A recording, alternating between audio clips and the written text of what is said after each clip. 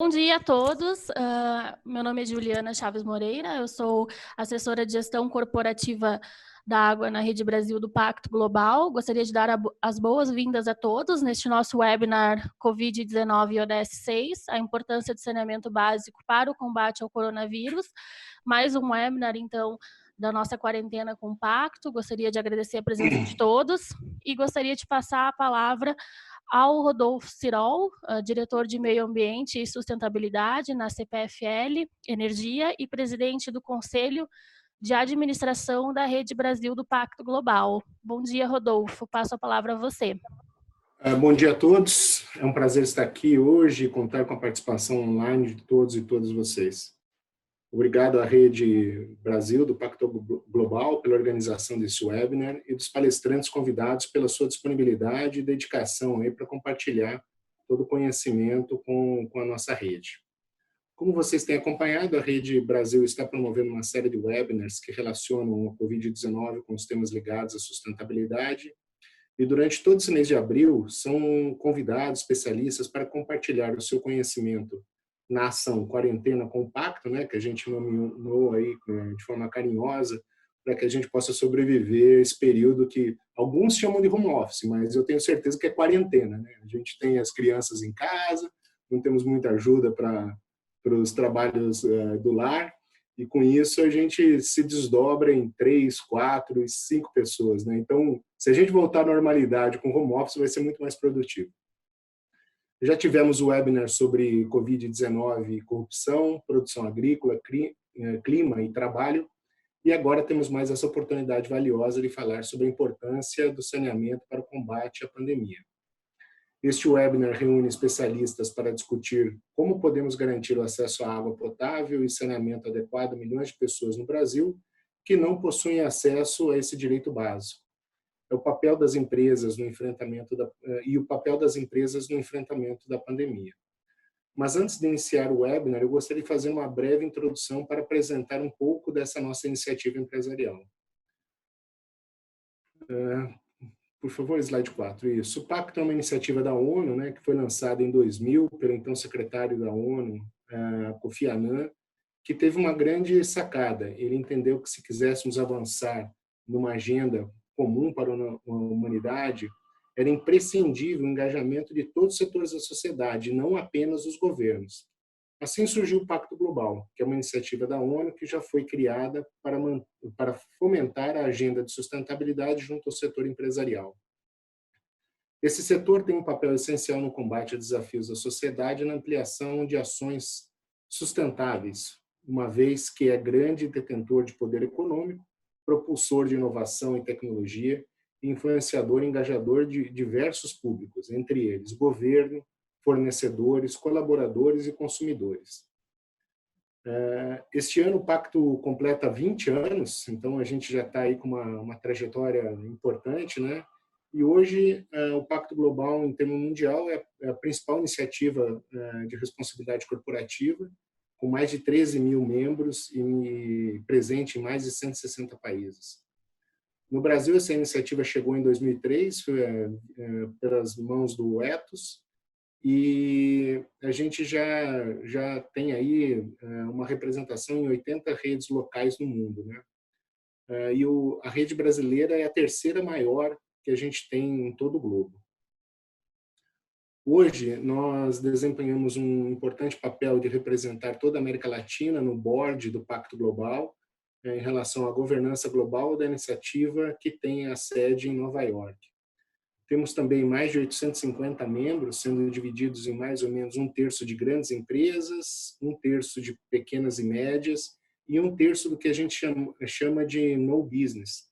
Aqui são academia, ONGs e algumas associações e instituições. Nacionalmente, estamos atuando ancorados no PNUD, né, mas estamos fazendo uma migração para um voo independente. No slide 5, por favor. O Pacto advoga, então, esses 10 princípios universais, né, derivados da Declaração Universal dos Direitos Humanos e da Declaração da Organização Internacional do Trabalho sobre os princípios e direitos fundamentais do trabalho. da Declaração do Rio sobre o Meio Ambiente e do desenvolvimento da Convenção das Nações Unidas contra a Corrupção. A organização que passa a fazer parte do Pacto Global, ela se compromete com esses 10 princípios. Acho que esse daí é um ponto super importante. Já no slide 6, né, partindo dos princípios fomentadores, então a gente propõe uma agenda positiva do setor empresarial com um olhar aí para a Agenda 2030, que envolve toda a questão dos ODS. Gosto de lembrar que essa agenda foi desenhada por Fomento e no âmbito da ONU, com a participação de todos os seus associados. Mas hoje ela é uma agenda de todos nós. Ela não é só uma agenda do Pacto. Ela é uma agenda... Rodolfo, só Oi? Tem muita gente mandando WhatsApp aqui dizendo que está sem áudio, que não está te ouvindo. Não sei se a Juliana pode olhar aí. Então, aqui tá de acordo o meu áudio. O meu também te ouço, mas um monte de gente está me mandando WhatsApp aqui dizendo que está sem áudio. Ok. Eu vou dar uma olhada aqui, mas acredito que todos estão ouvindo. Oi, bom dia a todos. É a Marina falando, eu estou ouvindo bem também. O William sabe, estou ouvindo bem também. Pois é, tem várias pessoas mandando WhatsApp aqui, então acho que tem gente ouvindo e outra gente não. Tá bom. Edson. Estranho. Ok, então, o pessoal está pedindo para entrar, sair e entrar de novo, que está voltando. Tá bom. Tá bom. Obrigada, Edson. Bom dia, pessoal. Caliane. Eu estava no Explorer, eu não estava conseguindo ouvir também. E aí eu migrei para o Chrome e aí eu consigo ouvir normal. Pode ser o navegador. Boa. Maravilha. Obrigada. Ok, vamos lá, então. Nesse slide 7, né, eu acho que essa é a parte importante de todas as empresas que se associam aí à rede brasileira do Pacto Global, ela se compromete com os 10 princípios e também com os ODS, né? E também tem um acesso a diversos benefícios que contribuem para a inserção da sustentabilidade no dia a dia das operações e para ampliar a competitividade dos negócios em um mundo que acelera a sua transformação. Nossa rede trabalha para promover o compartilhamento de conhecimento, como, por exemplo, por meio deste webinar que estamos realizando. O Pacto entrega valor em algumas frentes por meio do desenvolvimento de ferramentas, soluções, projetos e outras atividades que ocorrem principalmente por meio de uma plataforma de ação. E uma delas hoje é essa que a gente está trabalhando, a questão da água. Nós temos reuniões, projetos e eventos nacionais e internacionais e virtuais e presenciais de todas as naturezas da tecnologia. A gente se beneficia aí para chegar a todas as empresas que participam dessa ação. Também temos uma importante ação em relação à formação de recursos humanos, especialmente dentro das empresas, que é o nosso Academy, onde a gente oferece uma rede de cursos de formação para nivelar o conhecimento em relação aos principais pontos de sustentabilidade. E já no slide 8, já partindo para o final, né, antes de passar a palavra para a Juliana, é importante falar sobre uma ação que a gente está conduzindo agora nessa pandemia, que é uma ação realmente como que as empresas podem contribuir. Temos desenvolvido ações tanto em território nacional quanto internacional, mas como já mencionei anteriormente, uma delas é o Covid Radar. O Covid Radar reúne aí um grupo de CEOs, principalmente os CEOs que estão dedicados, com vários outros parceiros institucionais da rede brasileira, para fazer a conexão entre a demanda dos setores que estão sofrendo com a pandemia e as empresas que estão com ações de responsabilidade, querendo fazer doações. Nós cruzamos os dados de oferta e demanda das ações e, com isso, o Pacto vem atuando para facilitar a maior produtividade dessas ações. Temos também um banco de boas práticas no nosso site, né, que traz para as empresas ideias, insights sobre o que elas podem fazer nesse período. Além dessas ações, nós temos diversas outras que eu convido a todos aí para visitarem o nosso site e tomarem conhecimento disso. Agora, sem delongas, passo a palavra para a Juliana, que dará continuidade à agenda desse webinar. Obrigado. Muito obrigada, Rodolfo.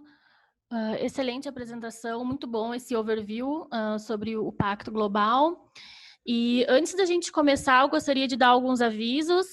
Eu gostaria que todos mantessem os seus microfones no mudo durante todo o webinar, para evitar interferências, né, durante as apresentações dos palestrantes, e também para a gente ter um controle de quem esteve conosco hoje, participando deste webinar, eu pediria que colocassem os seus nomes, instituição e e-mail no chat, para que a gente possa também encaminhar posteriormente os materiais que forem apresentados neste webinar para todos, né? E, além disso, por favor, enviem suas dúvidas, comentários e perguntas para os palestrantes via chat, e, ao final do webinar, os palestrantes eles vão responder algumas das perguntas que vocês enviarem. A gente não promete responder a todas, porque a gente tem um curto espaço de tempo, e a gente imagina que vamos receber muitas perguntas, mas a gente vai tentar, então, responder o máximo de perguntas que receber dentro do horário do nosso webinar.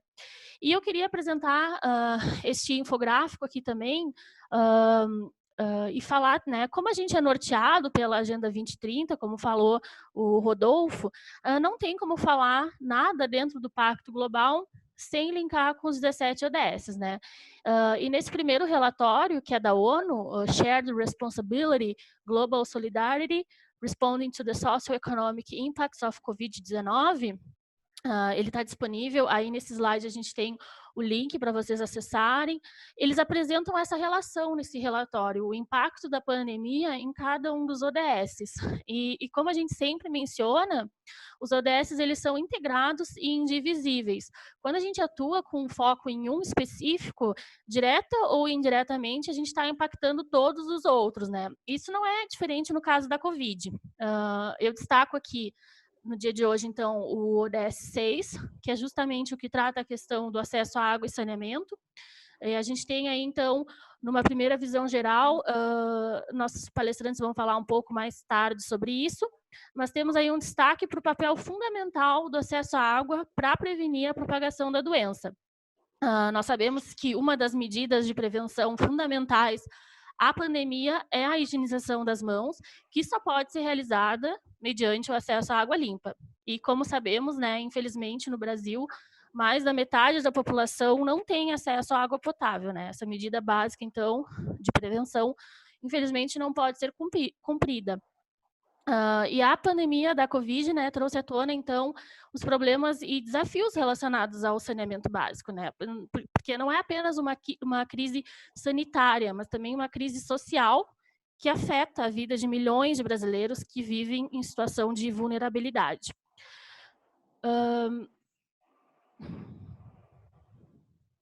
Bom, então, nossos palestrantes vão falar um pouco mais sobre isso. O Edson Carlos, presidente do Trata Brasil, vai dar um cenário, vai falar um pouco sobre o cenário do saneamento no Brasil.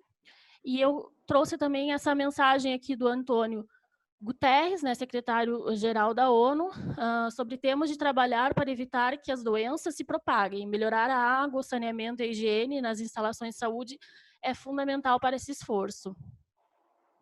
Bom, eu gostaria agora, então, de passar um pouco pela agenda, né? Nós tivemos a abertura, então, deste webinar hoje com a apresentação do Rodolfo Cirol, diretor de Meio Ambiente e Sustentabilidade da CPFL Energia e presidente do Conselho de Administração da Rede Brasil do Pacto Global. Eu fiz aqui a introdução do webinar e logo após teremos uma apresentação do Edson Carlos, do presidente do Instituto Trata Brasil, que vai falar, então, do panorama do saneamento no Brasil. Teremos também a apresentação da professora doutora Ana Freitas Ribeiro, médica sanitarista e epidemiologista do Instituto de Infectologia Emílio Ribas, dando uma visão geral sobre a Covid-19 e as suas relações com o saneamento básico. Logo após, então, teremos a apresentação da Marina Rodrigues, coordenadora de responsabilidade social corporativa da EGEA Saneamento, falando um pouco da experiência da EGEA no combate à pandemia. E logo após, teremos uma apresentação da Renata Moraes, diretora-presidente do Instituto Iguade Sustentabilidade, falando um pouco do papel das ações coletivas no combate à Covid. Então, teremos uma parte, então, de debate, perguntas do público. Por favor, enviem suas perguntas via chat. E logo após, teremos encerramento.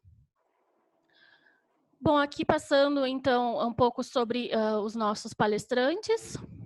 que temos hoje. A gente vai passar esse material para vocês logo após o webinar. E agora eu gostaria de passar a palavra para o Edson Carlos. Vou compartilhar aqui os seus slides. Edson, Tá bom. pode ir se apresentando.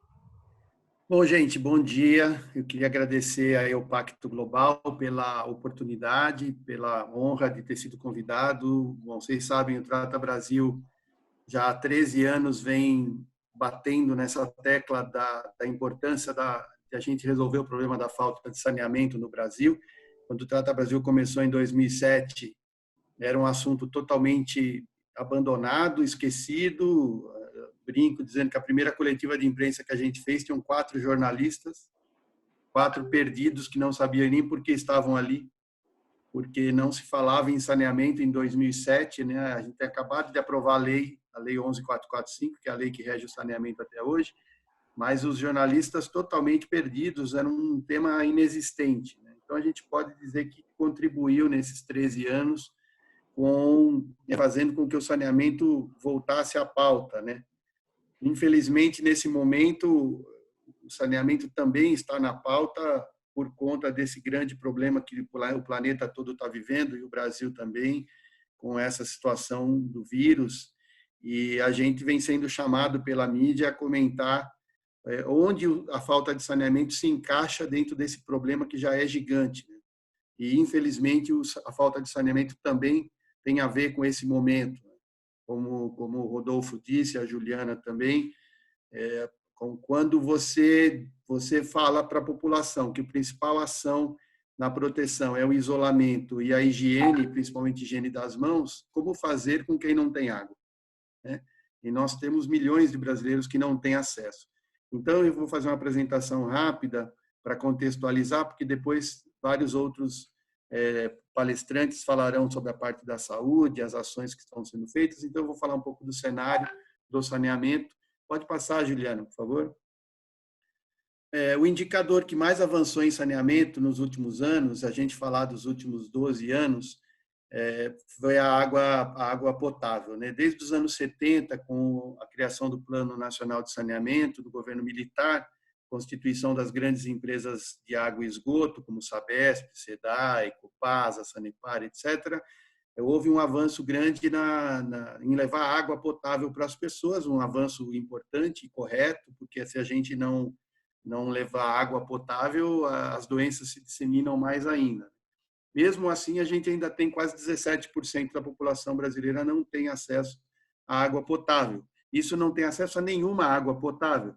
Se a gente considerar os milhões que têm acesso algumas horas por dia ou alguns dias da semana, a gente está falando aí de 40% da população brasileira que não tem acesso à água 24 horas por dia e todo dia da semana.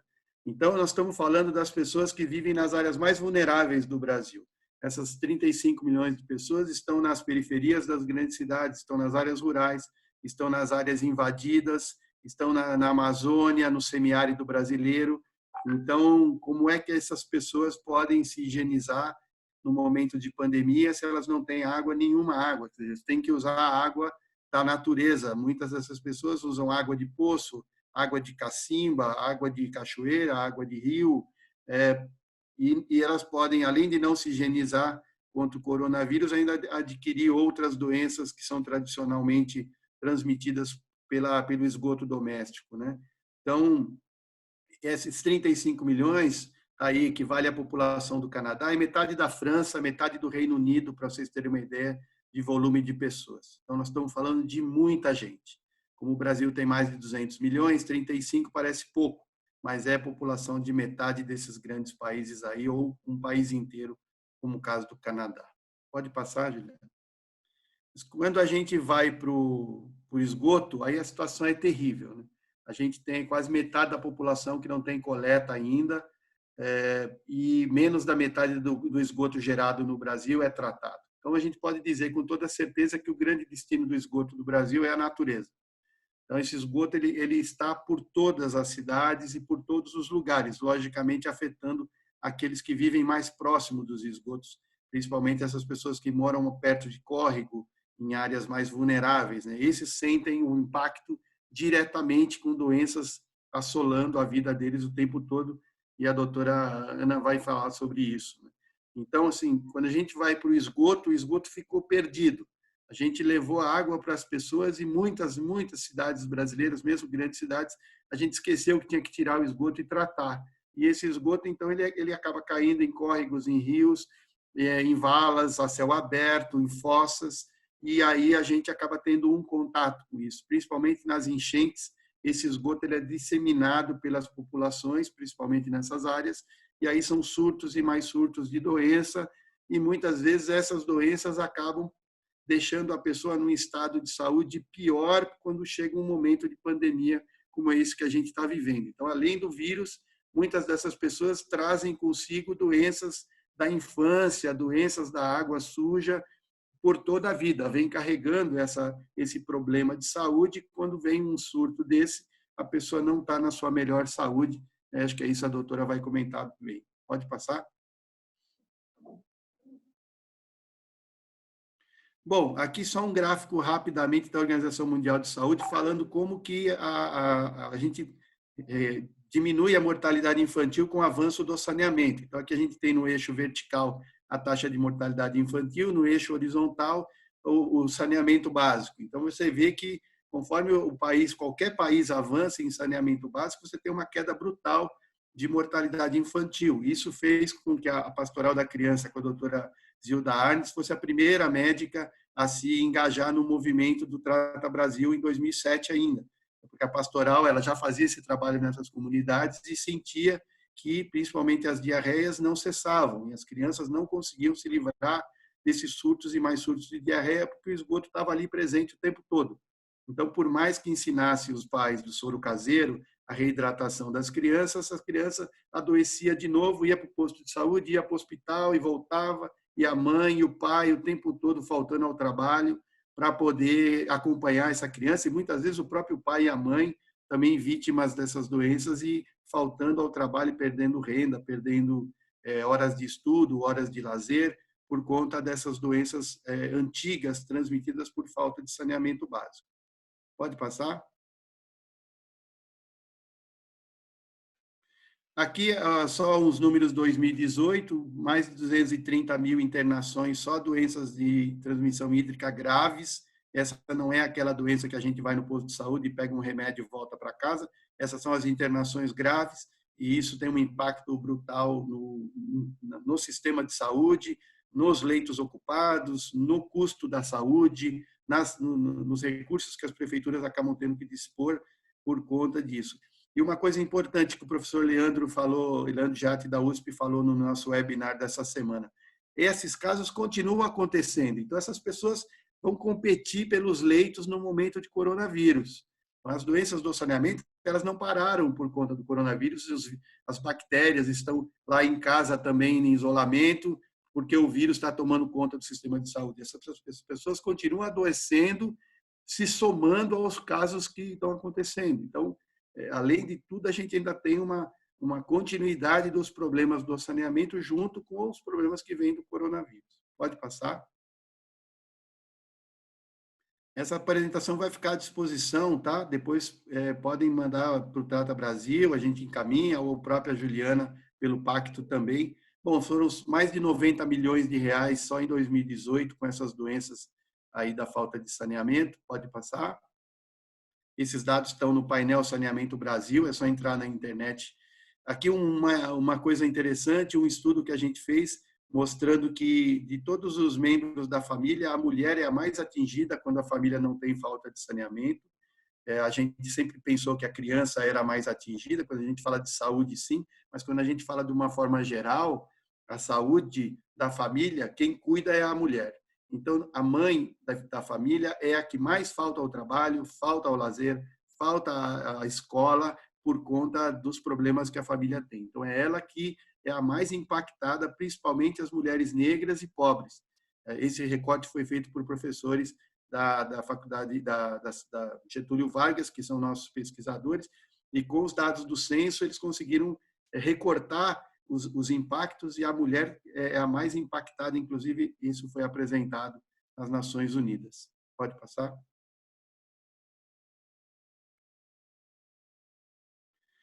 Aqui as perdas de água, que é um tema que o Pacto também trata. 38% da água potável do Brasil é perdida antes de chegar nas nossas casas. Isso significa água já potável, que poderia estar sendo usada pelas pessoas para higienizar, para tomar banho, para beber, para fazer os seus afazeres, e se perde antes de chegar na nossa casa, o que mostra que o saneamento também tem uma ineficiência muito grande. Quer dizer, além de a gente não conseguir atender todo mundo, a gente ainda perde um volume brutal de água potável, e é um tema que o Pacto debate junto com as empresas, e a gente cobra das autoridades a melhoria da eficiência na transmissão, na distribuição da água pelas grandes cidades. No momento desse de pandemia, como é que a gente explica perder 38% daquela água que poderia estar sendo usada pela população para se higienizar? Então, é mais um problema do sistema de saneamento brasileiro. Pode passar? Aqui, só um gráfico mostrando que as perdas pioraram nos últimos anos, além de não melhorar, ainda pioraram. Pode passar.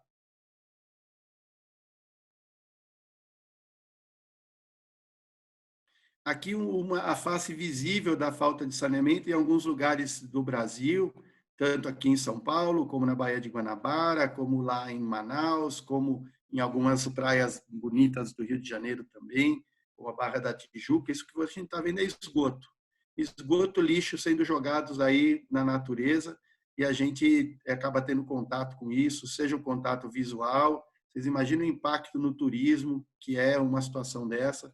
As pessoas acabam não indo para esses lugares ou indo bem menos do que poderiam. Então, é um prejuízo econômico brutal também, quando você acaba não indo. Isso está acontecendo em praias do Nordeste, no Pantanal brasileiro, na Amazônia. A Amazônia, a região norte, tem 10% de coleta de esgoto. Então, você imagina, a região norte tem... Eu vou mostrar os números. Pode passar, Juliana, por favor? Aqui só não sei se dá para vocês verem, mas 57% da população do norte tem água potável. Quer dizer, nós temos 43% dos habitantes da região norte não tem água potável para beber. Então, nós, em cima da bacia hidrográfica, a maior bacia do mundo, quer dizer, a maior quantidade de água doce do planeta, as pessoas não têm água potável para beber, porque o sistema de saneamento da região norte ainda é muito carente, só 10% tem coleta de esgoto. Então, você imagina, 90%, quer dizer, 9 em cada 10 habitantes da região norte joga seu esgoto naqueles rios. Então, o impacto é brutal, principalmente nas comunidades ribeirinhas, nas comunidades mais vulneráveis. Quando a gente vai para o Nordeste, 28% só do esgoto é coletado, ou seja, nós temos 70% do esgoto do Nordeste vai para a natureza como sai das casas. Então, são duas regiões muito carentes, mas mesmo estados como Santa Catarina e Rio Grande do Sul, estados mais desenvolvidos, ainda tem pelo menos 70% da população desses estados não tem coleta de esgoto ainda. Então, nós não estamos falando do Acre, do Amazonas, do Pará, nós estamos falando de Santa Catarina e Rio Grande do Sul. Dois estados muito avançados, mas em saneamento tem desafios enormes ainda. Mesmo São Paulo, que é o estado mais desenvolvido, ainda tem um desafio grande aí em tratar todo o esgoto. Quer dizer, é um problema do país, não é um problema de pobre, de rico, de bairro nobre ou de periferia, é um problema nosso. Portanto, nós temos que ajudar a resolver. Então, o coronavírus, eu vou terminar com essa tela para não tomar tempo dos demais palestrantes, mas tem mais coisas depois que a gente poderia apresentar, mas só para dizer o seguinte, isso tudo se soma ao momento de pandemia. Essa é a gravidade do saneamento. A gente, por não ter feito a infraestrutura mais elementar que existe em uma cidade, não há país desenvolvido que não tenha saneamento já resolvido, por não ter feito essa lição de casa no passado, a gente soma todas essas novas situações de saúde que chegam, dengue, febre chikungunya, zika vírus, malária, febre amarela, isso tudo se junta às doenças tradicionais do saneamento, que são as diarreias, as verminoses, as hepatites, a esquistossomose, a leptospirose, são as doenças antigas do saneamento. Isso continua acontecendo. E, além dessas doenças tradicionais, a gente junta essas novas que vão chegando, via insetos, via vírus, via as novas bactérias que vão chegando. Então, nós temos uma lição de casa e a gente espera que todo mundo se proteja nesse momento, fique em casa, se isole, para a gente fazer passar rapidamente essa pandemia, mas a gente não pode esquecer de um problema gravíssimo que a gente tem há décadas, que é a falta de saneamento. A gente não pode deixar isso ficar esquecido, porque a gente sabe que o Brasil tende a esquecer depois que as crises passam. E este é um ano de política, um ano eleitoral, um ano de eleição de prefeito. Os municípios são os responsáveis, primeiros responsáveis pela legislação são os municípios e os prefeitos. Então, a gente precisa colocar isso na pauta dos candidatos a prefeitos pelo Brasil, para não ter o risco de, passando a pandemia, o saneamento voltar a ser esquecido como foi durante tanto tempo. Queria agradecer a todo mundo e sempre à disposição no Trata Brasil. Estarei aqui para as perguntas depois. Pode passar só a última tela, Juliana, por favor? O senhor tem meus dados ali? Pode passar? Isso, pode passar. Aí. Aí tem meu e-mail e os dados todos do Trata Brasil, tá bom? Obrigado aí a todos e continuo por aqui até o final. Muito obrigada, Edson. Palestra excelente. É muito bom, então, trazer toda essa informação contextualizada e super atual sobre os dados, né, o panorama do saneamento. E no site do Instituto Trata Brasil, né, tem muitas informações, muitos dados super recentes, atualizados. Então, não deixem de acessar, eu acho que tem aqui na tela, né, tem o e-mail do Edson também. Bom, agora eu gostaria de passar a palavra para o nosso próximo palestrante de hoje, que é a professora doutora Ana Freitas Ribeiro, médica sanitarista e epidemiologista do Instituto de Infectologia Emílio Ribas. A doutora Ana, então, ela vai dar uma visão geral sobre a COVID e as suas relações com saneamento básico. Bom dia, Ana. Eu não estou te ouvindo, você está no mudo.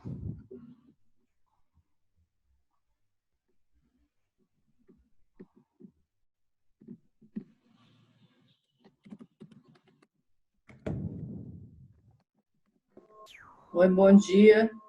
Agora estão ouvindo? Sim, estamos ouvindo sim. Obrigada. É dificuldade tecnológica. Mas bom dia, agradeço o convite de estar participando aqui dessa conferência aí com pessoas tão importantes aí, para que têm trabalhado de forma intensa em relação ao saneamento. Eu sou médica sanitarista, eu trabalho na vigilância epidemiológica do Hospital Emílio Ribas, basicamente eu estou fazendo a notificação, investigação dos casos, e aí, como equipe, né, a gente tem uma equipe própria para fazer a investigação dos casos que passam interno no hospital. Enfim, então a gente está num momento bem delicado em relação à assistência, né? Enfim, vamos ver o que eu posso ajudar e contribuir para esse debate.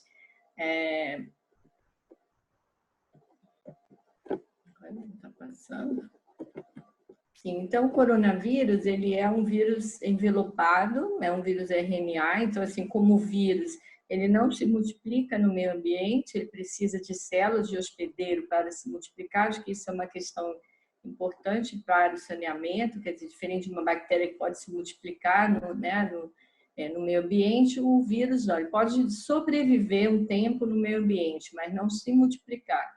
Então, a gente tem gêneros aí, 4 gêneros diferentes, alfa e beta infectam humanos, né? E 4 são endêmicos em todo o mundo que causam resfriados comuns. Então, a gente já tem coronavírus, chamado coronavírus humano, que já infecta e que causa resfriados comuns. Enfim, a gente nem sabe, não faz nem muito diagnóstico.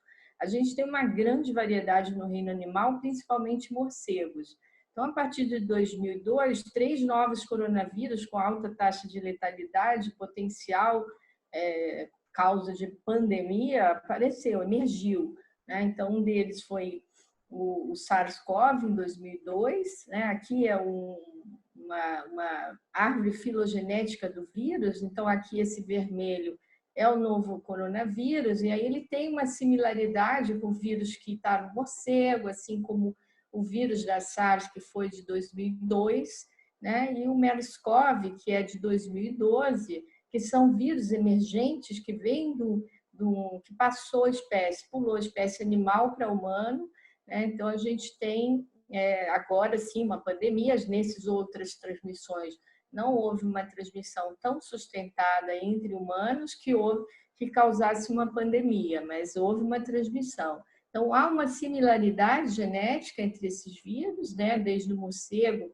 até 70%, 80% de similaridade. Então, a gente tem a transmissão iniciando no morcego, quer dizer, o vírus está presente no morcego, e aí na cadeia a gente teria um animal intermediário, né? No caso da SARS de 2002, eles chamam um gato, né, chamado civita, que seria um intermediário. Não se sabe exatamente como que ocorre essa transmissão, se é contato com a secreção, se é com alimento, se é estar próximo do animal, enfim, são coisas que não estão bem explicadas. Então, em 2002, em 2002, 2003, 8 mil casos, 770 óbitos, uma letalidade de 10%, a maioria na Ásia, exceto China, o Canadá, fora da Ásia.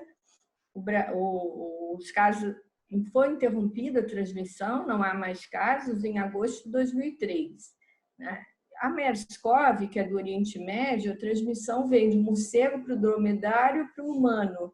E esse vírus também é um vírus com uma letalidade, inclusive, maior, 3 vezes maior do que a da SARS, 30%. Tem 2.500 casos no mundo até o ano passado. Né? Há transmissão importante hospitalar, a gente viu isso em 2002, viu da MERS-CoV, especialmente na Coreia, e atualmente na SARS-CoV-2, né? A gente tem um impacto importante em profissionais de saúde.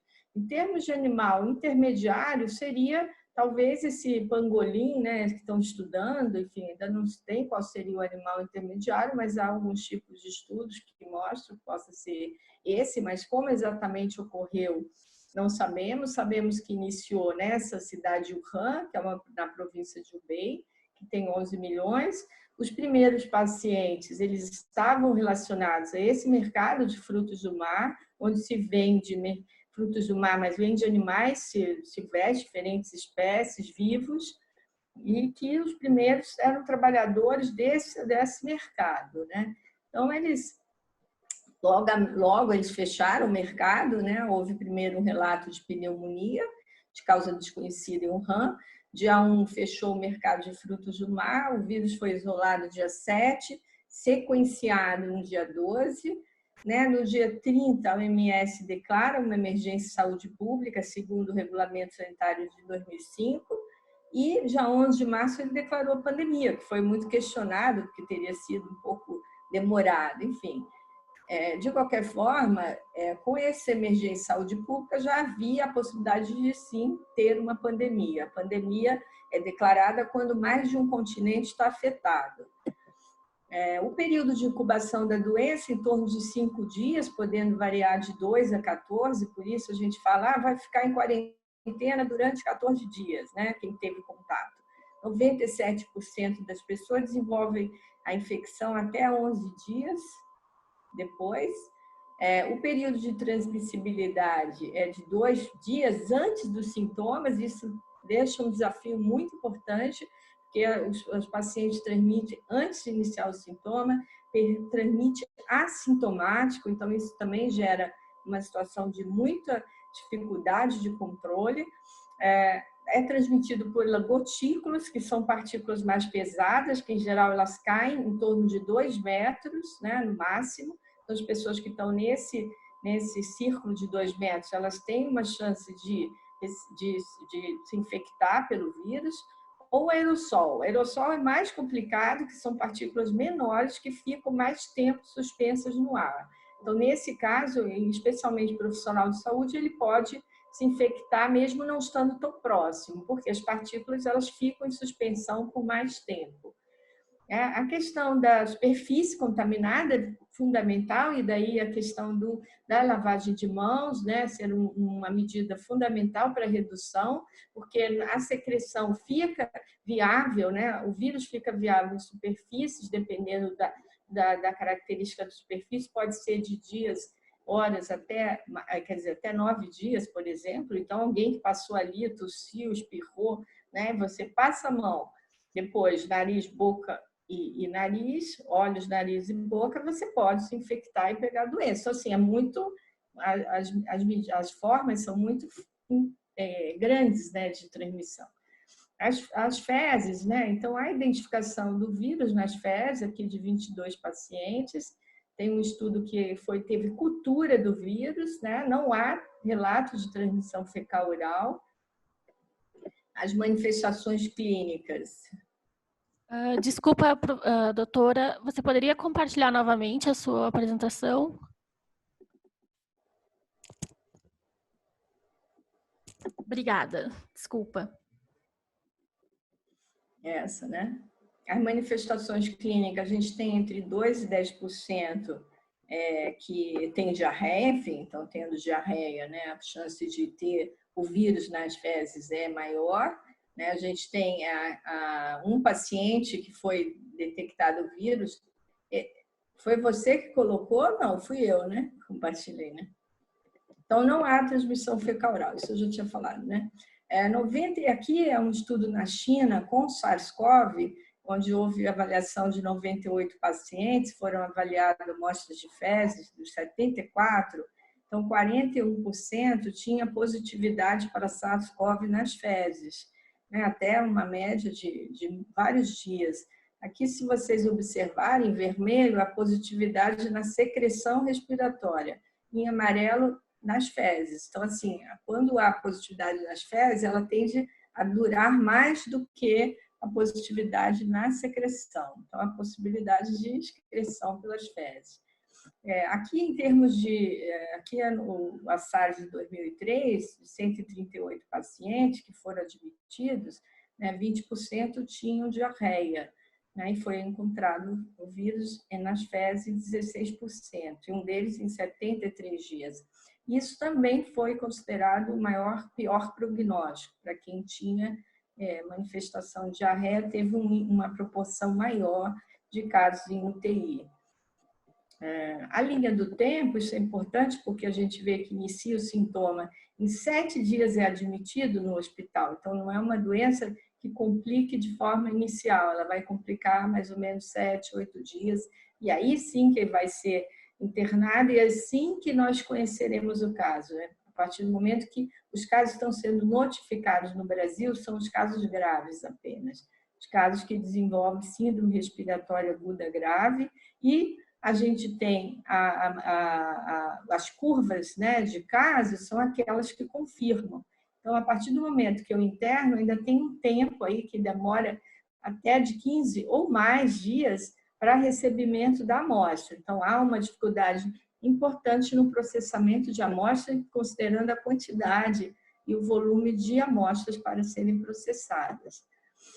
Aqui é um panorama do mundo, nós temos 2 milhões de casos, até ontem, né? 169 mil óbitos, uma letalidade 6,8, inicialmente na China a gente tinha uma letalidade de 3, né? Então a gente dobrou a letalidade quando a doença se expandiu para países, né, para outros continentes, uma letalidade bem alta na Europa, de 9%.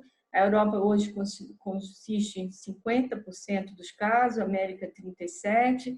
Então, o que era a China na época, hoje já não é tão, em termos numéricos, proporcionalmente tão importante quanto no início.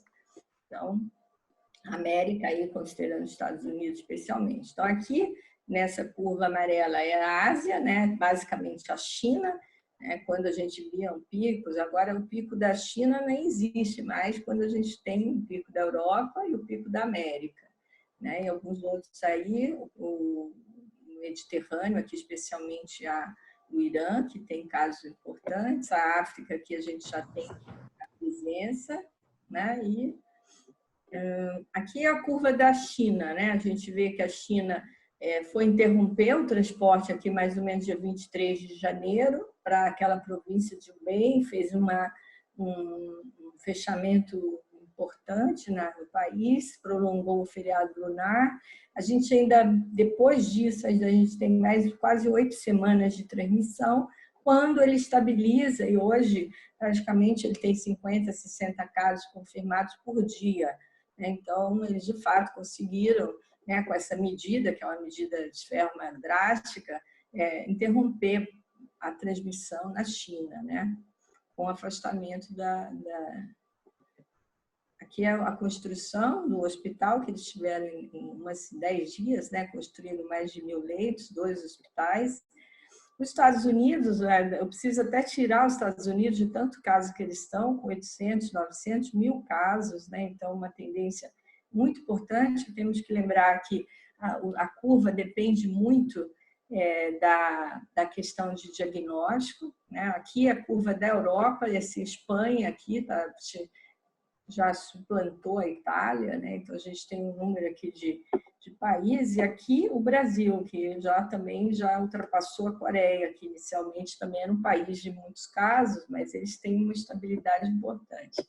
O Brasil, a gente tem 45.000 casos, 2.900 óbitos, né? Mas em termos de incidência, a primeira, a Amazônia, já foi colocado, né? A questão do saneamento, enfim, as questões das desigualdades, das dificuldades, não só do saneamento, mas acesso ao serviço de saúde. O segundo, o Amapá. O terceiro, Roraima. Quer dizer, os principais estados com incidência de casos maior são hoje os estados do norte do país. A gente tem o quarto, Ceará, e, enfim, aqui eu tenho o estado de São Paulo, que seria o quinto estado. Então, o volume de casos é maior, mas a população é maior também.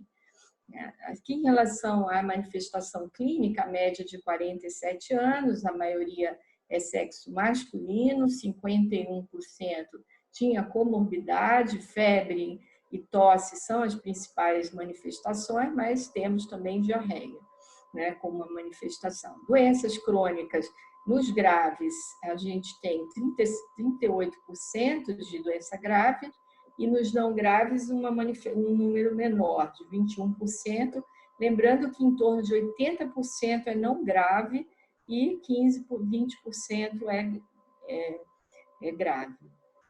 Lembrar que a gente tem essa pirâmide, então transmite o leve, moderado, o assintomático, o grave, e às vezes e o que a gente conhece é só esse pedaço da pirâmide, que é a ponta do iceberg, como diria, em termos de transmissão. Então, em relação à água, não há evidências da presença do vírus em águas superficiais e subterrâneas, nem transmissão por ingestão de água, não há evidência. O vírus é envelopado, é menos estável em ambiente e suscetíveis a oxidantes, como cloro, calor, alto, baixo pH, luz solar e desinfetantes comuns destroem o vírus.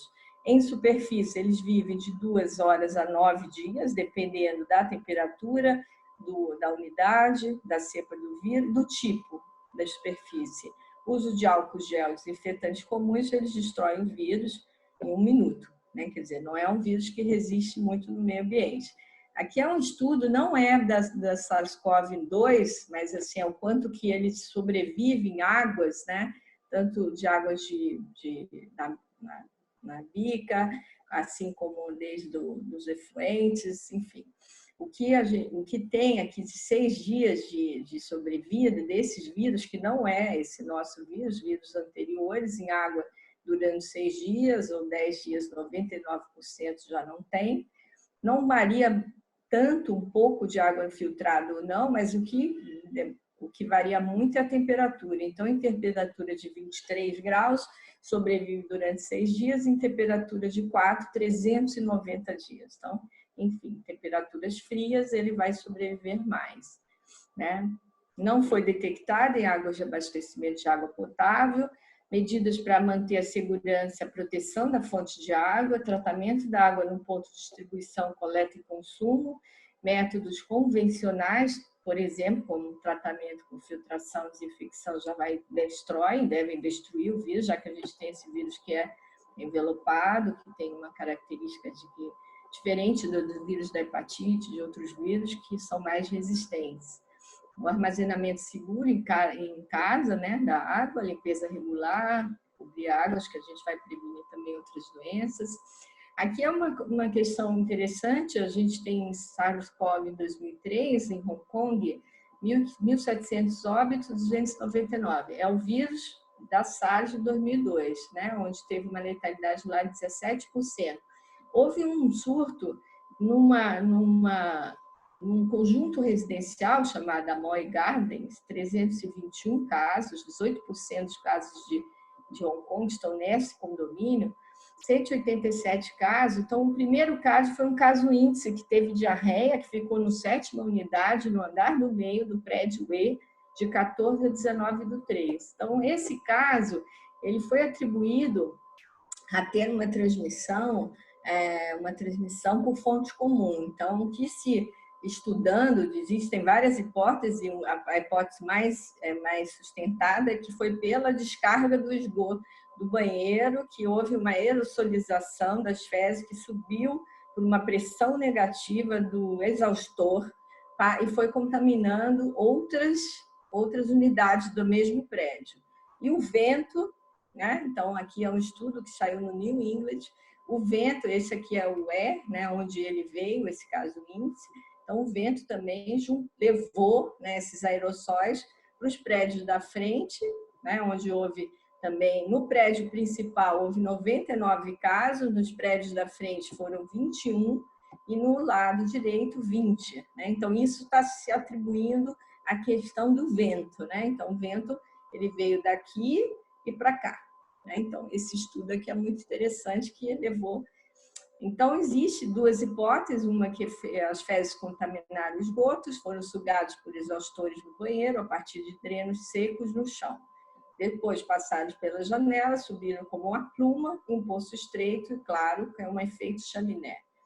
Existe outra hipótese que seria carreados passivamente por animais, rato preto. Né? Então, tem senões também em relação a essa hipótese.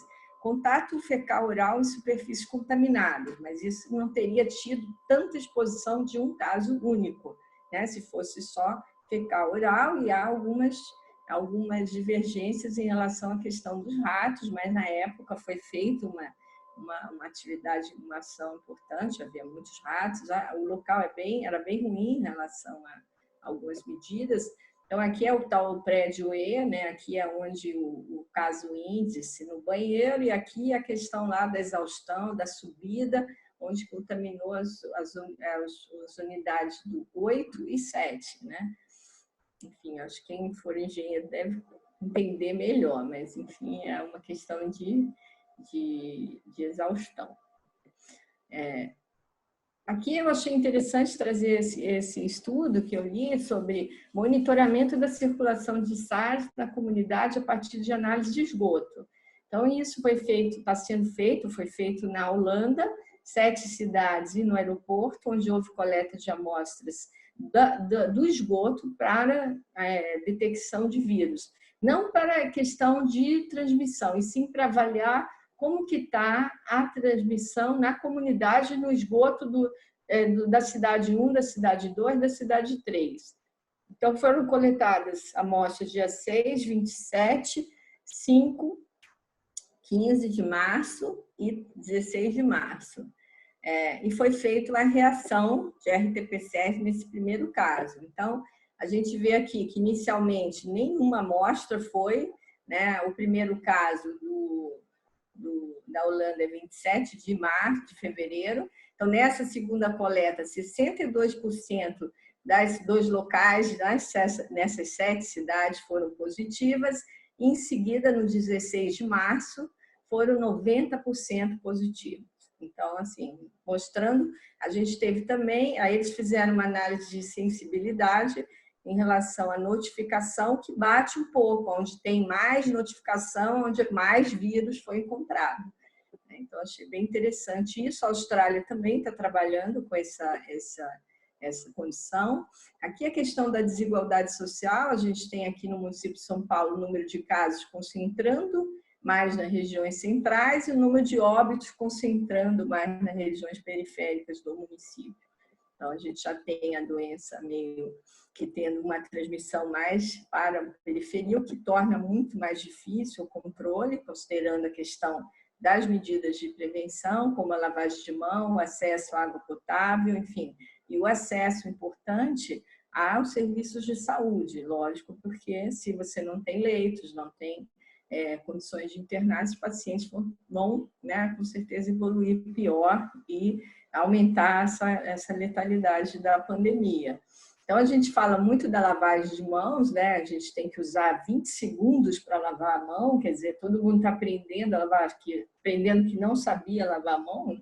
Então, o pessoal muito de controle de infecção hospitalar já utilizava todas essas regras, né, no hospital para lavar. Enfim, a gente tem falado muito sobre isso, mas precisa de um tempo, né, e precisa de água para fazer. Então, acho que é importante o acesso à água para que realmente essas pessoas tenham condições de fazer essa lavagem, porque não pode ser feito uma vez, tem que ser feito várias vezes ao dia, né? Várias vezes, antes de alimentar, depois que tocou, você saiu, encostou, né? Então, em vários momentos você tem que fazer essa lavagem.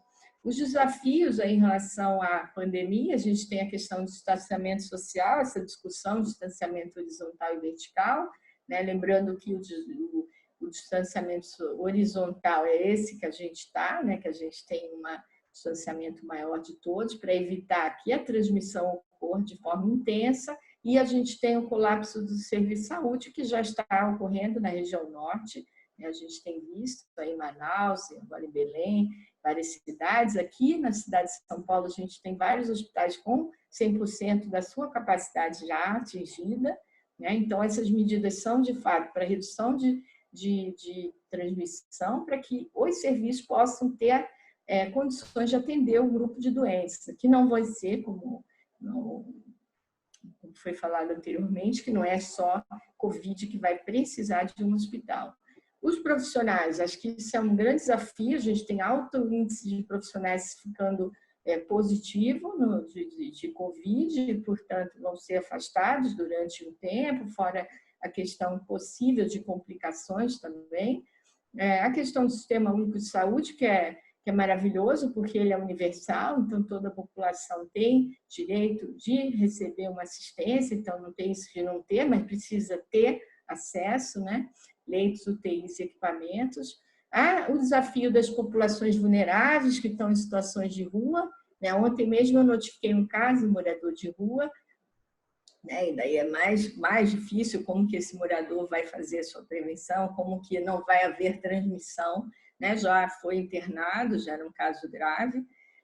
O saneamento básico, aí, o acesso à água tratada para que essas medidas, né? E toda a questão econômica aí, de desemprego e trabalho informal, que é um grande desafio, né? Para que a gente tenha condições de que essa população tenha acesso à alimentação, tenha acesso a algumas coisas básicas em relação à sobrevida. Ok, acho que esse é o último. Eu gostaria de agradecer, eu deixo meu e-mail aqui, também estou disponível para qualquer pergunta e agradeço muito aí o convite. Muito obrigada, professora doutora Ana, foi excelente a sua apresentação, recebemos aqui vários elogios no chat, né, e depois a gente vai passar para você as perguntas. Pessoal, gostaria de agradecer as perguntas que estão chegando, por favor, não esqueçam de continuar mandando suas perguntas. Agora, então, a gente vai passar para a próxima apresentação de hoje.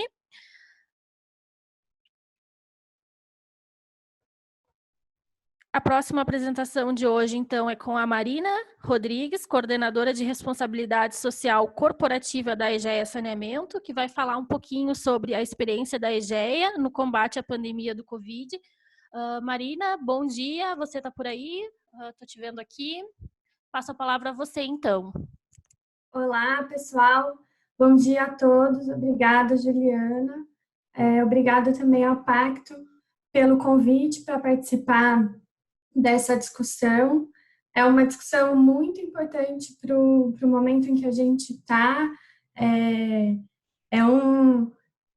Tem um lado bom e um lado ruim de seguir as apresentações excelentes do Edson e da doutora Ana, né? Acho que o Edson traz um panorama geral da importância do saneamento de modo geral e nesse momento, e a doutora Ana apresenta uma super riqueza de detalhes, foi muito interessante a trajetória do vírus, a contaminação e como é que a atuação do saneamento básico tem um papel muito relevante nesse período de pandemia e nessa situação sem precedentes que a gente está vivendo hoje, né? Vou falar muito rapidamente da EGEA. A EGEA é uma empresa privada que presta serviços de tratamento e distribuição de água e coleta e tratamento de esgoto. A gente está presente hoje em 12 estados do Brasil todo, são 57 municípios, incluindo aí alguns dos desafios mais recentes que o próprio Edson comentou, que chegaram para o nosso aqui, grupo de unidades, que é Manaus, onde a gente passou a operar em 2018, e mais recentemente a região metropolitana do Rio Grande do Sul, de Porto Alegre, aliás, que acabou de fazer parte da nossa área de atuação esse ano. Então, são, em média, quase 9 milhões de pessoas que são impactadas pelo nosso trabalho. E a empresa é uma empresa relativamente jovem, a gente tem 10 anos de atuação nessa área de saneamento, enfrentando aí esses desafios de cenário que o Edson trouxe e ilustrou também. Quando a gente olha para esse momento de pandemia e de Covid, o acesso à água, como foi falado muitas vezes, é a principal forma de prevenção, né? Então, o nosso trabalho é um dos serviços essenciais que precisa acontecer nesse momento para que as pessoas tenham acesso ao mais básico, a mais básica forma de prevenção, que é lavar as mãos e lavar as mãos com frequência. Então, a gente tem enfrentado isso como empresa, todas as unidades da EGEA com muita seriedade. A gente tem a empresa como um talento nosso e de sempre, de ser embaixadores da saúde, e isso está cada vez mais forte nesse momento, com uma consciência muito clara de que o nosso serviço não pode parar. A distribuição de água não pode parar nesse momento. E essa é uma contribuição principal que a gente tem para garantir o combate ao Covid nos municípios onde a gente opera. A gente tem uma campanha bem clara de que nós estamos presentes. Sou um desses funcionários que sim precisam, dessas pessoas e profissionais que precisam estar na rua e precisam continuar, manter esse serviço e manter a distribuição de água em todos esses municípios. Então, o que a gente tem feito como medidas da empresa como um todo é sim manter em trabalho de home office todos aqueles que podem pelas suas atividades.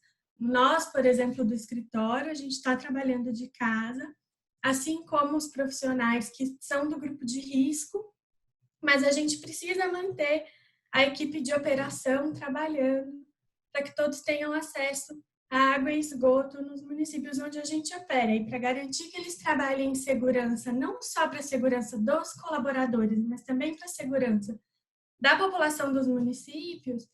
A gente tem feito uma série de medidas de reforço de EPI para essas equipes, então não só os EPIs que a gente já utilizava como da natureza do serviço, como agora os EPIs de proteção e prevenção contra a Covid.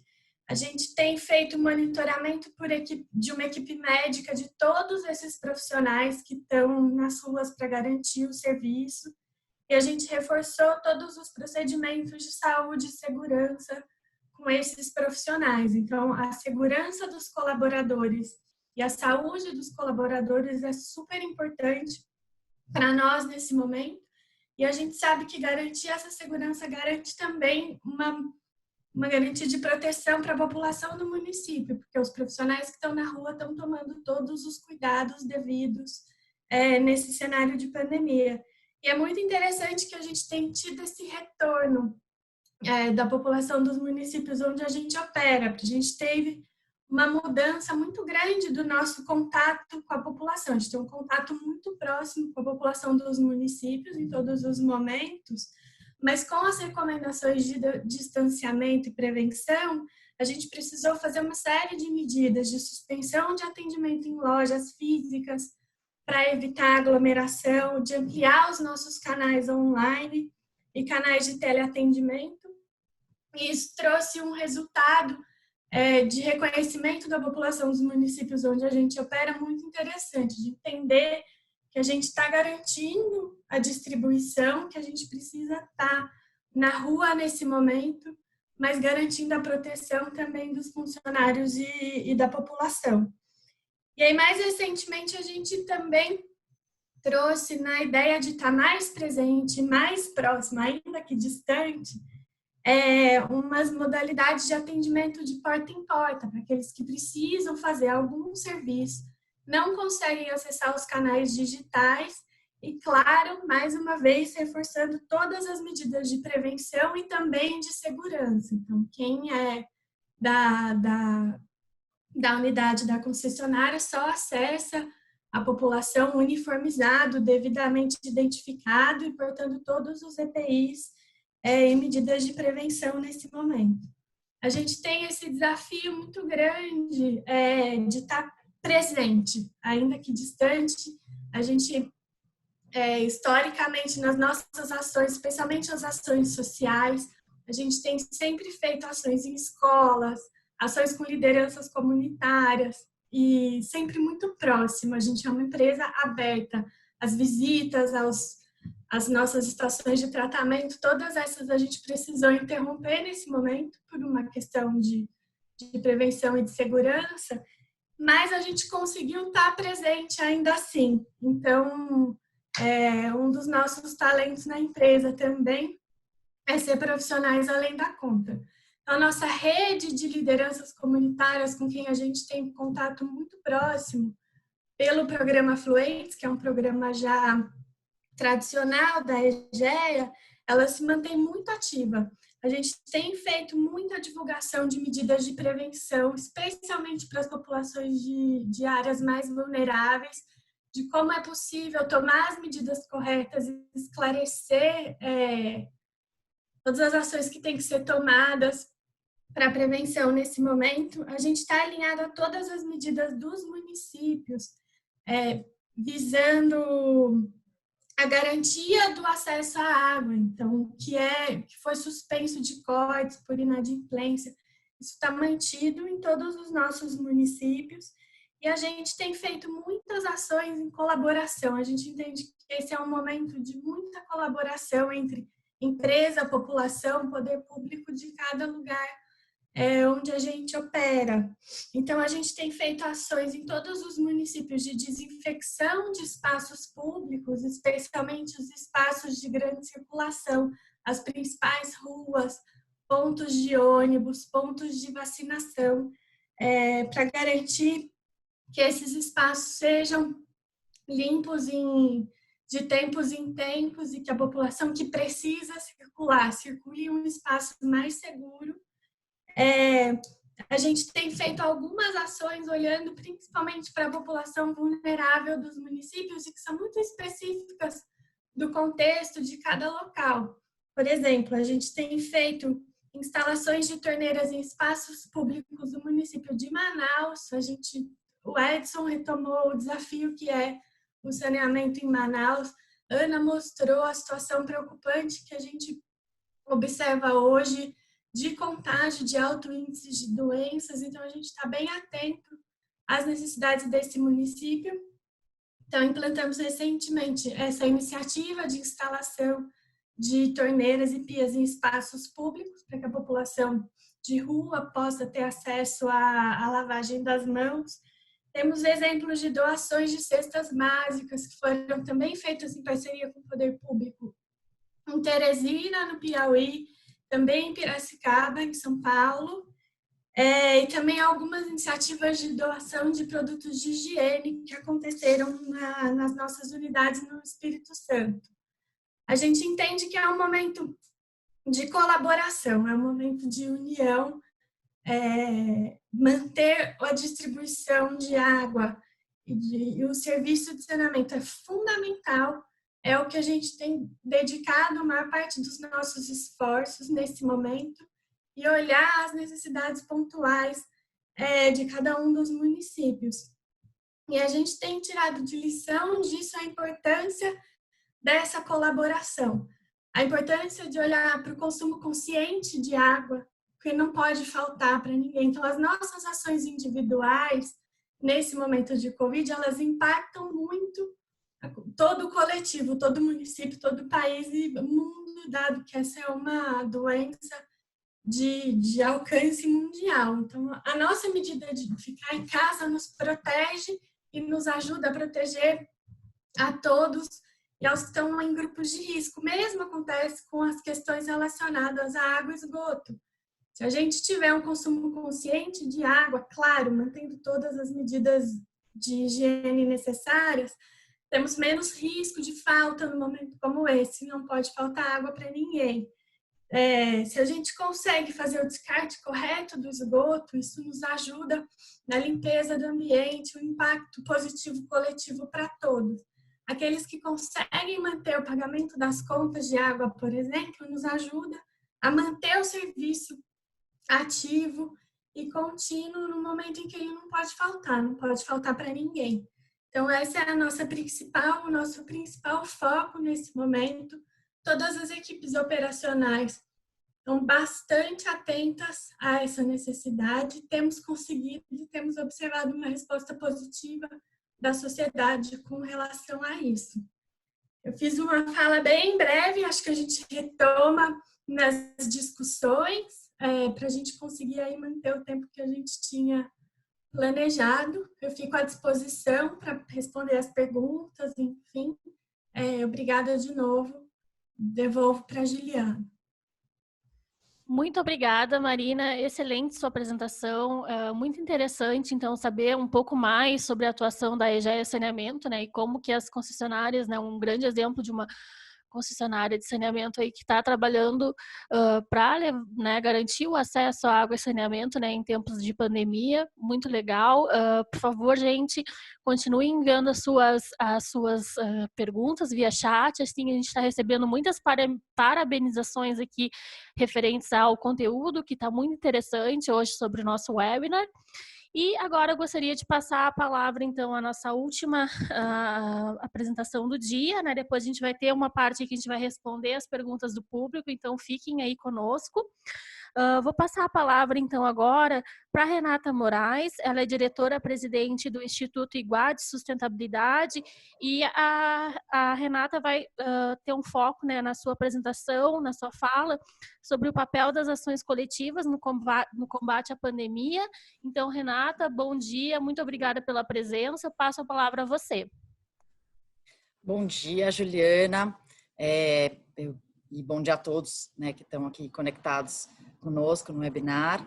Queria primeiro agradecer o convite a você, ao Carlos, enfim, a toda a equipe do Pacto, para a gente poder reservar um tempo para discutir esse tema tão crítico, e como todos os meus colegas aí já apresentaram antes, né, tem tanta relação direta entre a questão do saneamento e o que a gente está vivendo agora, né? Ou seja, se a gente tivesse um cenário um pouco melhor do ponto de vista de saneamento, a gente estaria enfrentando com muito mais preparado, né? Com muita mais infraestrutura que a gente está vivendo agora. Mas como você falou, né, a ideia hoje é trazer aqui um pouco, e conectando até um pouco com a fala que a Marina falou agora, a importância da colaboração num momento como esse, né? Como é que a gente precisa, mais do que nunca, unir esforços, né? Unir competências, unir investimentos, unir redes para que a gente possa enfrentar essa pandemia com muito mais, de forma muito mais sistêmica, né? Eu consigo passar daqui? Não, né? Você passa para mim, Juliana, por favor, o slide. Acho que só para começar, né, então a Juliana apresentou, eu sou diretora-presidente do Instituto Iguá.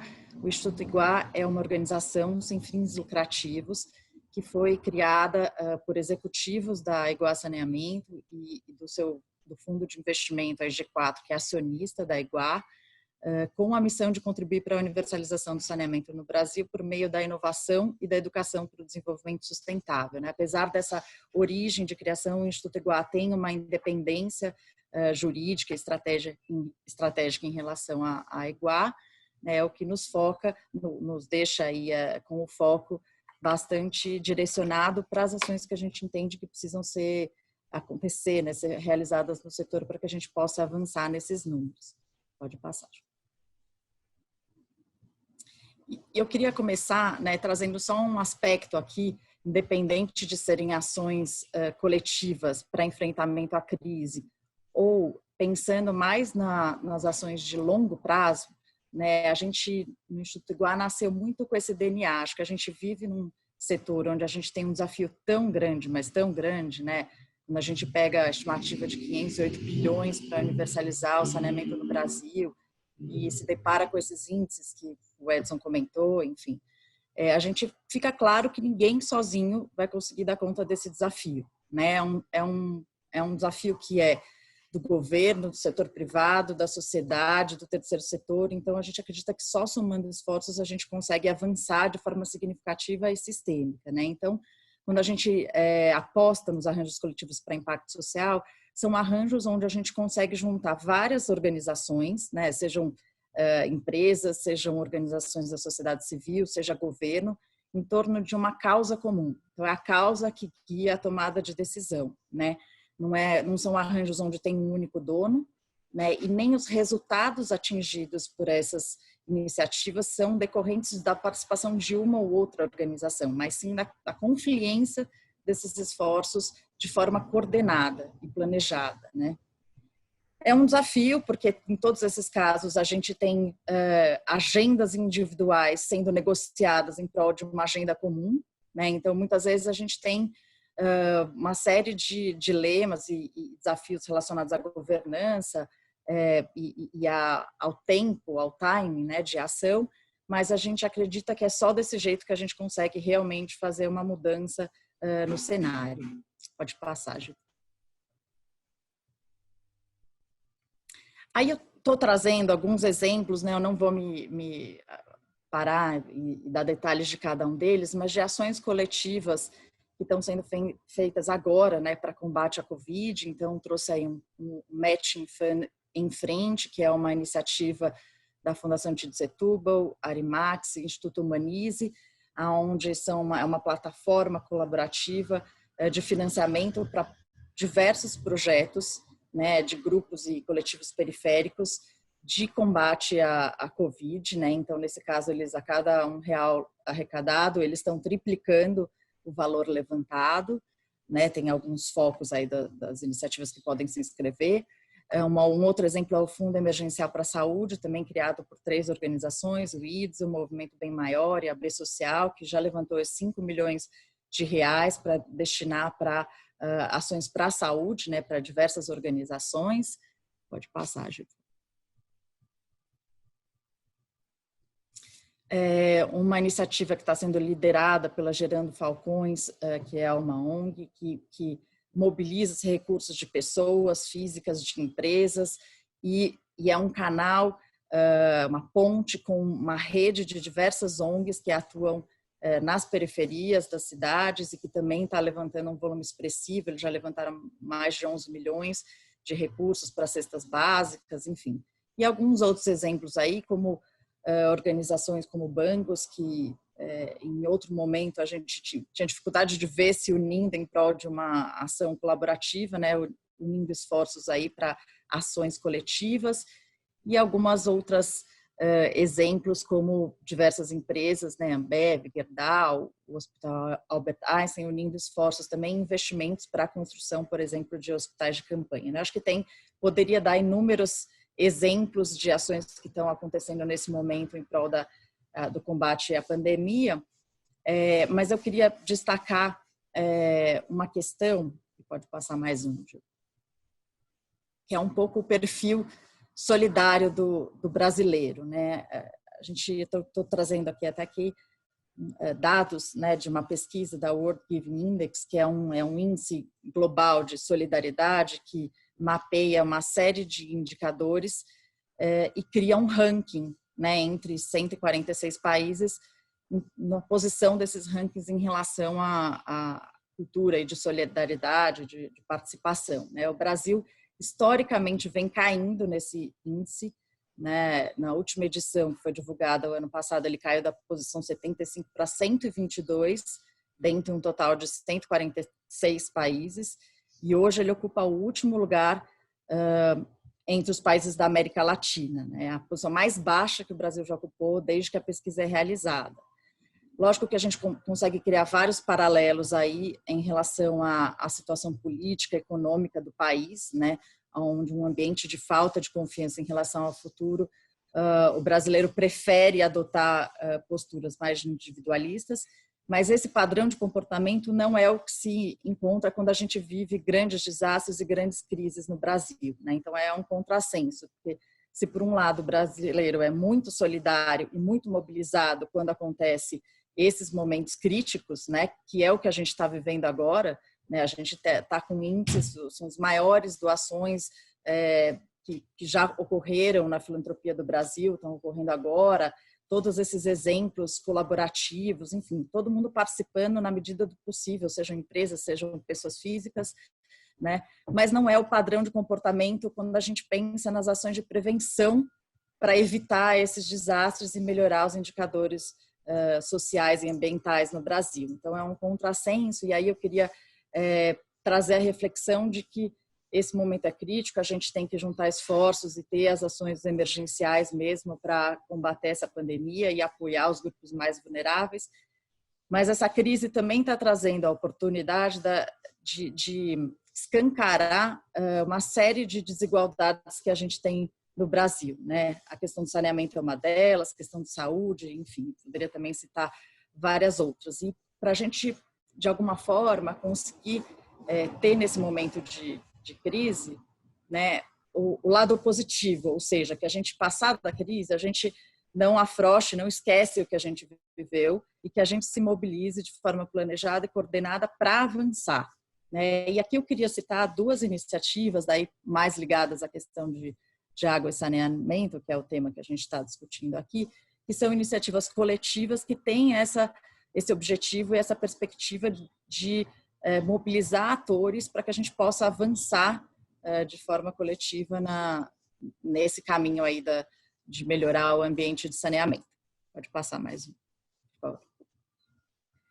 Uma delas é a Aliança Água Mais Acesso, pode passar mais um, que é uma aliança de 14 organizações, né, que se uniram em prol de uma causa comum, que é levar o acesso à água para comunidades rurais em todo o Brasil, né? Hoje ela está mais presente no Norte e Nordeste pela questão dos índices mesmo, né, da deficiência, mas é uma iniciativa que visa atender todo o Brasil, né, focando aí na questão das comunidades rurais, que é uma grande parte dos nossos 35 milhões de pessoas sem acesso à água estão nas áreas rurais e que são comunidades que estão no final da fila para receber o saneamento, né, por questões enfim, por diversos desafios que não vêm ao caso aqui, né? Essa aliança, pode passar mais um, por favor. Ela faz 3 tipos de ação: investe em pequenos sistemas de infraestrutura para acesso e tratamento, investe também em mobilização das comunidades e capacitação dessas comunidades para que elas próprias possam criar modelos de gestão comunitária da água e assim conseguirem tocar esses projetos adiante sem depender de doadores ou de governos. E a terceira frente é de trazer visibilidade para a causa e para o ecossistema, né? É uma iniciativa que começou há 3 anos atrás, foi criado pelo Instituto Coca-Cola Brasil, pela Fundação Avina, WTT, pelo Trata Brasil, também que está aqui conosco com o Edson. Hoje o Instituto Iguá faz parte, né, como investidor dessa iniciativa, e a gente tem mais 9 organizações que são ONGs de base comunitária que fazem o trabalho junto às comunidades na ponta, né? Então, que planejam e implementam esses sistemas desde o início. Pode passar mais. A gente já tem um índice de 77 mil pessoas beneficiadas com a iniciativa, aproximadamente 240 comunidades ao longo desses 3 anos e mais de 11 milhões investidos. Então, deixo aqui o convite para que todos que estão aqui conosco, que tiverem interesse em participar, se tomem os esforços para a gente avançar nessa iniciativa. Pode passar, Ju. É 1h, isso aqui é assim, a gente vai entrar no Zoom, eu e você. E o celular vai gravar acho que alguém está com o áudio aberto. A tela do Zoom, eu e você. Bom, seguimos aqui. Uma outra iniciativa que a gente está colocando no setor agora, né, super saindo do forno, é o Fundo IPU, que é um Water and Sanitation Venture Philanthropy, que é um fundo que está sendo concebido aí pelo Instituto Iguá e pela Climate Ventures, com o apoio da Cital e do escritório Tosini. O que é essa iniciativa? Pode passar mais um. É um fundo que pretende mobilizar recursos de várias organizações, novamente, de várias empresas, de várias organizações da sociedade civil, enfim, que tenham a causa da água e saneamento como foco, para que esses recursos possam ser direcionados para apoiar organizações, né, sejam startups de impacto socioambiental, sejam organizações sociais que estejam desenvolvendo soluções inovadoras para água e saneamento, né? Uma lógica que a gente chama do capital paciente, ou seja, né, atendendo à necessidade do que essas organizações precisam em termos de recursos e de tempo para poder retornar esses recursos, e também oferecendo não apenas capital, mas todo um processo de aceleração customizada, onde a gente apoia essas organizações com acesso ao mercado, acesso a talentos, acesso a conhecimento, além do acesso a capital, né? Uma forma como a gente acredita que a gente consiga apoiar esse ecossistema de impacto social no Brasil, para que a gente tenha cada vez mais soluções novas, acessíveis e sustentáveis, para que a gente possa seguir nesse desafio da universalização do saneamento no Brasil. Pode passar mesmo. Acho que não vou entrar em detalhes do funcionamento, mas queria deixar aqui o convite, né? Essa iniciativa a gente está colocando no ar agora, não é uma iniciativa do Instituto Iguá, a gente só está colocando tempo e dinheiro para essa iniciativa existir, mas a ideia é que ela seja do setor, né? Então, convidar todos que tiverem interesse em participar conosco e seguir avançando nessa aposta. E a gente acredita que a inovação é um grande ponto necessário para a gente avançar nesse setor. E aí eu fecho, né, agradecendo o convite, parabenizando o Pacto por essa iniciativa, né? Acho que colocar todo mundo nesse momento aqui em contato para pensar não só no cenário que a gente vive, nos impactos dessa crise, mas como é que a gente pode avançar, né? Como é que a gente pode unir esforços e seguir nessa agenda. Então, e fico à disposição aí para as dúvidas que puderem surgir. Obrigada, Renata. Eu gostaria de agradecer novamente a todos os palestrantes que dedicaram um pouco de tempo hoje para passar seu conhecimento aqui para a gente. Gostaria de agradecer aos participantes deste webinar. A gente teve em torno de 196 pessoas participando e mais de 500 inscritos. A gente está um pouco sem tempo, né? Mas eu gostaria de fazer uma pergunta, então, a todos os palestrantes. Tiveram diversas perguntas, assim, mais de 15 perguntas, mas eu escolhi uma aqui que é geral. Como manter a higiene pessoal nas localidades sem acesso a saneamento ambiental e abastecimento de água? É uma pergunta geral. E uma pergunta aqui também que eu queria fazer, se vocês tiverem tempo de responder, que seria para a doutora Ana. Em comunidades sem acesso à água tratada, é possível orientarmos para se higienizar com água mais hipoclorito nas concentrações já conhecidas de 2 gramas por litro? Essa estratégia pode ser viável nessas situações e muitos captam água de poço ou chuva. Então, eu vou deixar aberto aqui para os palestrantes que se sentirem à vontade, então, para responder. Eu vou só começar. Bom, a gente lembra que a população brasileira é basicamente urbana, né? Nós temos a maior parte da população brasileira em área urbana e muitas dessas pessoas, apesar de viver nas cidades, também não têm água, como a gente já comentou. A gente está falando bastante desses 35 milhões que são aqueles que não têm água nenhuma, que precisam encontrar água em algum lugar na natureza, e como a Renata comentou, Água Mais Acesso conhece bem essa realidade. A maior parte das pessoas moram em área urbana. Então, a gente tem insistido muito no Trata Brasil para as empresas operadoras olharem como uma ação de guerra nesse momento para essas comunidades mais vulneráveis. Por que eu estou falando isso? Porque numa situação normal, muitas empresas operadoras nem podem entrar nessas áreas no dia a dia normal, porque são áreas irregulares, áreas que estão sobre questões judiciais. Então, mesmo que a empresa operadora queira entrar numa determinada favela, numa área invadida, muitas vezes ela é proibida pelo sistema judiciário, porque aquela área está sob júdice, quer dizer, a população não deveria estar lá, a área foi invadida, não tem a posse do terreno. Então, muitas vezes a empresa operadora, em dias normais, ela não pode entrar, sem uma autorização do prefeito, ou do Ministério Público, ou de algum órgão legal. Então, essas pessoas passam anos, décadas lá, furtando água da rede oficial, puxando água de poço, fazendo gato aqui, gato lá, e tudo fica como está, porque esse imbróglio, essa articulação não consegue sair. Então, a gente vem batendo muito nessa tecla, porque nesse momento de pandemia, isso tudo tem que ser esquecido. Não importa que se o cara mora, não mora, se ele é dono, não é dono, se aquela área é irregular ou não. Alguém tem que levar uma água boa para aquela população. Então, as empresas operadoras estão numa situação de guerra nesse momento. Isso, conversei bastante com a diretoria da Sabesp, doando caixa d'água, aumentando pressão das redes para aquela população ter água nas favelas, instalando torneiras e pias, como a Marina colocou, pias comunitárias para essa população de rua. Então, nesse momento, está todo mundo correndo para levar água para essas pessoas que não tinham, que moram nas áreas periféricas da grande cidade. Por que a gente não faz esse mesmo movimento quando esse negócio passar? Essa é a questão. Ou nós vamos continuar empurrando esse assunto por conta da burocracia? Não importa se a pessoa está lá, alguém deixou ela construir a habitação lá. Se ela não pode ficar, ela tem que sair dali. Tem que haver um movimento da prefeitura, liderada pela prefeitura, para as pessoas saírem. Mas, nesse momento, é operação de guerra. É as empresas operadoras, sejam elas municipais, estaduais ou privadas, fazer o impossível para levar água para essas pessoas, seja por caminhão-pipa, seja por cisterna, seja por doação de hipoclorito para adição nessa água que a pessoa puxa da natureza.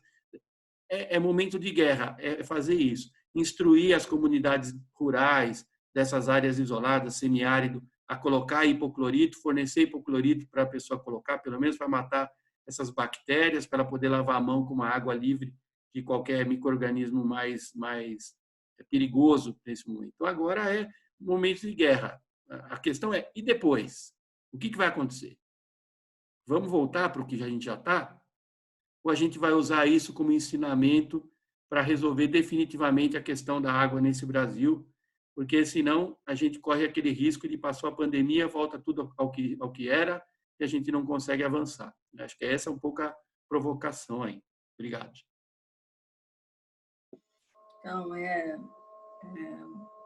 gostaria de agradecer as perguntas, enfim, acho que eu não vou conseguir responder todas, mas a questão da higiene das mãos usando o hipoclorito é possível, sim, para quem não tem água potável, né? Como eu falei, o vírus é bastante sensível a qualquer tipo de produto, né? Desses em pouco tempo, 1 minuto, álcool 70, o hipoclorito, enfim, acho que é possível, sim, a utilização.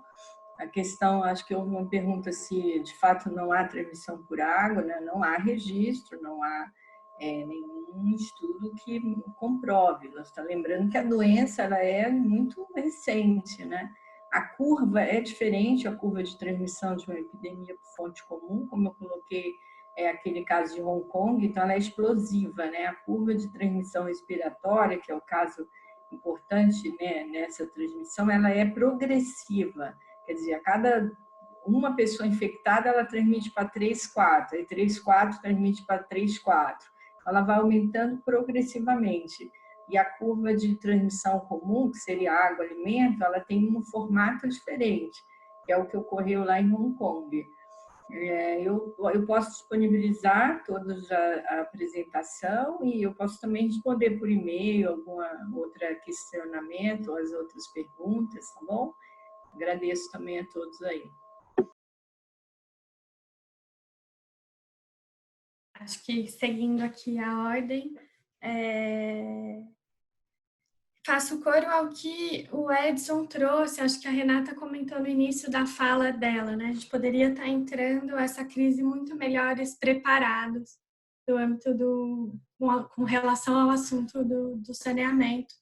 Eu concordo plenamente, a gente tem enfrentado, antes de pandemia, desafios muito grandes com relação às áreas irregulares e à universalização do acesso à água e ao tratamento de esgoto, com algumas iniciativas, inclusive premiadas pelo Pacto, que eu acho que não é o momento de comentar, mas são problemas que foram evidenciados agora com essa pandemia, mas problemas que existem, que a gente enfrenta há bastante tempo, do desafio que é o saneamento no Brasil.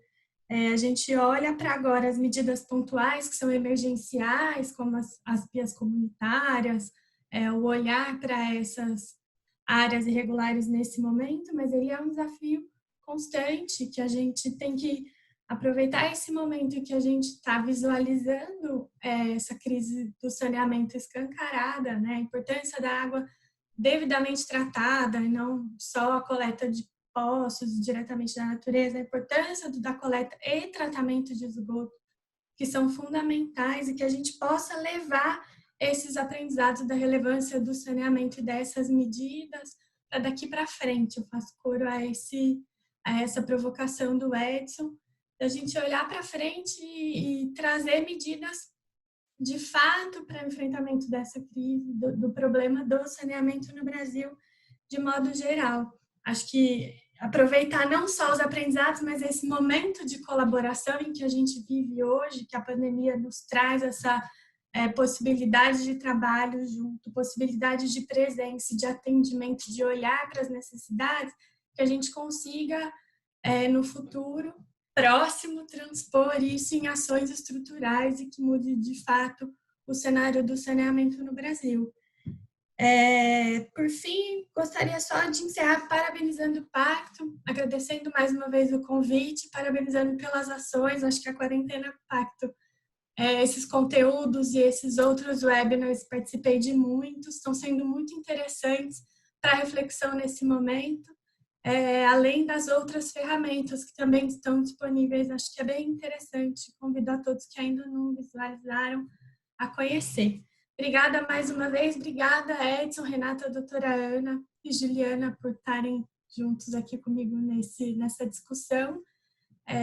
E obrigada a todos que assistiram e participaram com as perguntas. Também fico à disposição para responder o que eventualmente não deu para a gente comentar. Eu queria comentar e até sugerir, Juliana, que depois eu não consegui ver todos os comentários, mas qualquer coisa você encaminha para os palestrantes as perguntas que surgirem e a gente pode depois responder por e-mail, enfim, ou concentrar em você, mas acho que fica um jeito para a gente, já que a gente, né, não tem tanto tempo aí mais. Eu queria só comentar também, adicionando e complementando o comentário de todos os palestrantes, que é isso, que a gente aproveite esse momento, né, de mobilização, de reflexão e de colaboração, para que a gente avance nessa agenda. Quando a gente fala em inovação, não é só inovação técnica, né, em soluções, inovação em arranjos institucionais, em inovação em formas de parceria, né? Acho que os problemas, os desafios socioambientais, eles têm uma natureza de complexidade que só permite com que a gente os enfrente trabalhando de forma colaborativa, né? E é um campo, quando a gente busca o impacto socioambiental, a gente está muito acima do nível da competição. Então, tem muito espaço para todos os atores que, de alguma forma, estão nesse setor, somarem, né, esforços, darem as mãos para avançarem juntos. Outro comentário que eu queria fazer é um exemplo disso, né, até linkando com o que o Edson falou, acho que a questão do saneamento nas cidades, né, está absolutamente ligada à questão da regularização fundiária, né, isso é um tema crítico que a gente vem mergulhando de forma mais significativa e tentando buscar soluções para isso. A gente até agora está fazendo uma parceria com a Terra Nova, que é um negócio de impacto social que trabalha a questão da regularização fundiária, e com um parceiro nosso também, a Biosaneamento, que trabalha em soluções alternativas, para criar cases em comunidades atendidas pela Terra Nova, implantando saneamento e trazendo formas inovadoras de funding para garantir todo esse investimento em infraestrutura que vai ser necessário. Então, acho que e a ideia é que a gente depois sistematize esse case para poder contar um pouco como foi essa história e inspirar, assim como, né, no caso da Terra Nova, eles têm 27 comunidades, mas existem milhares de comunidades no Brasil, né, para seguirem aí experiências bem-sucedidas. Então, acho que é um pouco disso o exercício, como é que a gente pode sair do nosso lugar comum e pensar formas diferentes de cada uma das organizações aqui atuar e e buscando aí as costuras, né? Eu brinco, para a gente resolver o problema do saneamento, a gente tem que ser grandes costureiros, né? Somar várias partes, porque o problema não está nas partes, mas sim na costura delas, né? E é isso, agradecer o Pacto novamente aí pelo convite e parabenizar por todas as ações e rapidez com que vocês têm agido nesse momento. Oi, Juliana, eu só queria aproveitar, já me despedir e agradecer também, que eu não agradeci.